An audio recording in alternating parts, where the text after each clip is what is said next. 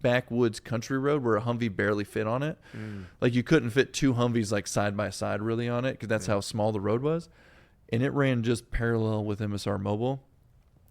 For 2 weeks, 2.8 left that. Like when 2.8 left, they left like 2.7 was supposed to actually take over the road, and they never did.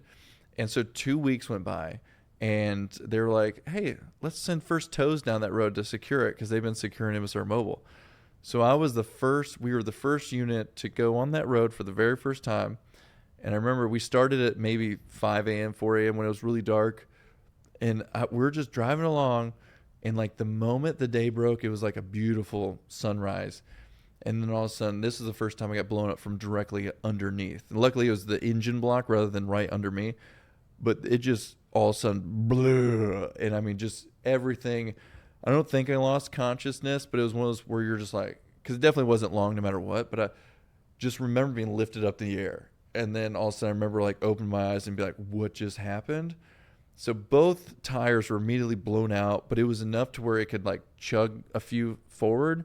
And typically every time we got hit, the truck behind us or the truck in front of us, depending on where we're at, now we're 4 trucks. So the truck in front of us, we're supposed to, if we can, pull all the way up to them so they can assess our damage from the windows before they actually get out. Because in case it's a sniper attack, like they blow it up just to get us to get out of the truck. Yeah.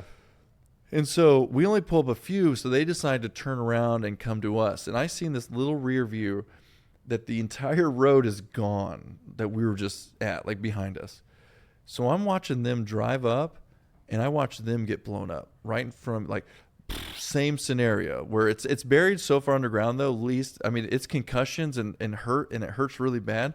But it's enough to where, again, it only blows out their tires, too. So you were watching this in your mirror? No, I looked in my mirror, and the road behind me is gone, and I look forward for them. They turned around to come to us to assess our damage, and I watched them get hit.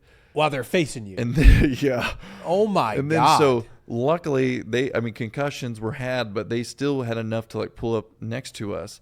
And so we're looking at each other, and I'm seeing the road in front of us gone. The road behind us pretty much gone.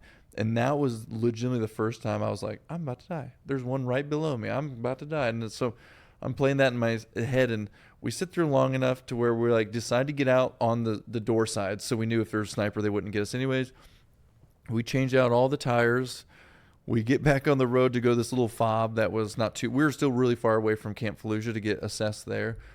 So we got enough. We waited for another unit to come and replace us. And so we go back to this little fob just to get checked out. And they're like, this is your third concussion. You can't work anymore, right?